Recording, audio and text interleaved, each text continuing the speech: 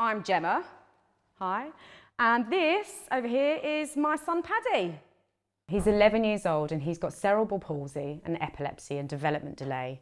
And I want everyone who meets Paddy to see beyond his wheelchair and to see him for a person. And I want the children that I work with to meet him and see beyond his frantic movements and his funny noises, and to actually just see that he's a child the same as them. I started to get a bit worried. I currently work with primary schools and I work with each child of up to about 30 children.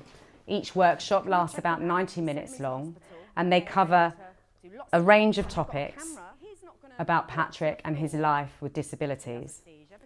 The first thing I do in each workshop is introduce Paddy and talk about his epilepsy. He maybe has about 12 of them every day. And what happened to Paddy when he was born, as every child we meet wants to know why Paddy is in a wheelchair.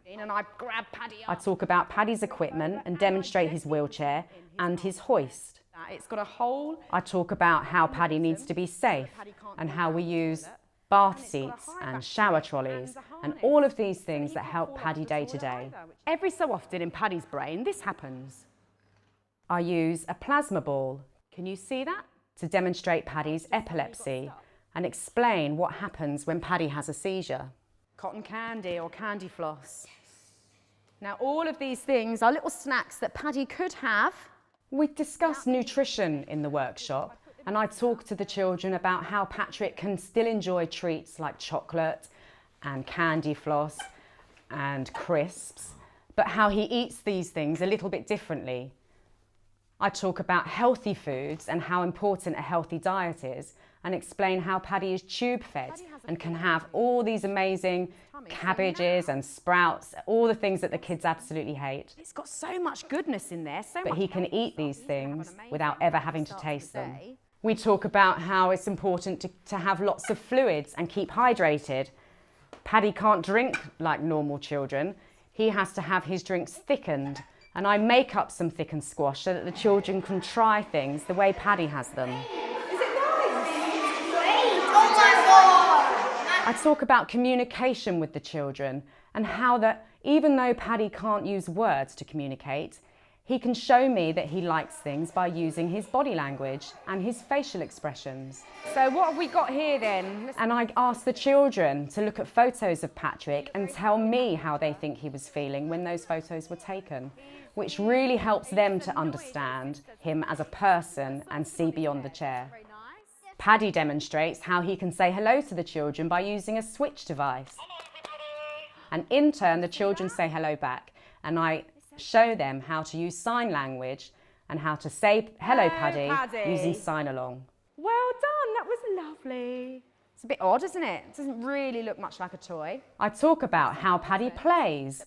He's an 11-year-old boy and he plays with lots of toys, but he plays with sensory toys and uses his different senses to explore the world around him. Some hair curlers, spiky hair curlers. We bring along a selection of Patrick's toys that the children can explore and see how that he has just as much fun as they do, but his toys are a little bit different. Can't see anything. It's like putting a blindfold on.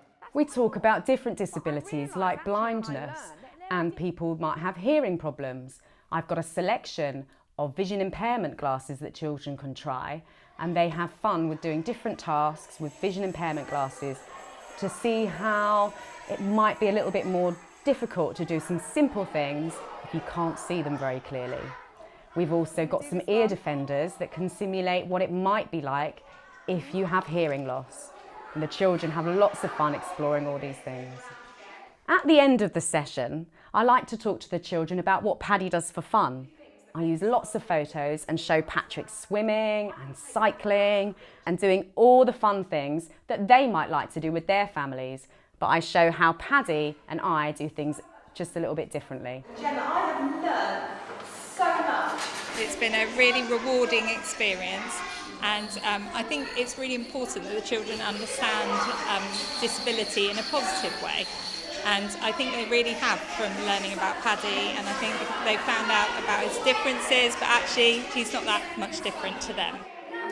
I hope you found this informative and interesting. We're rolling out Paddy's Purpose all over Dorset. If you would like us to visit your school, please get in touch.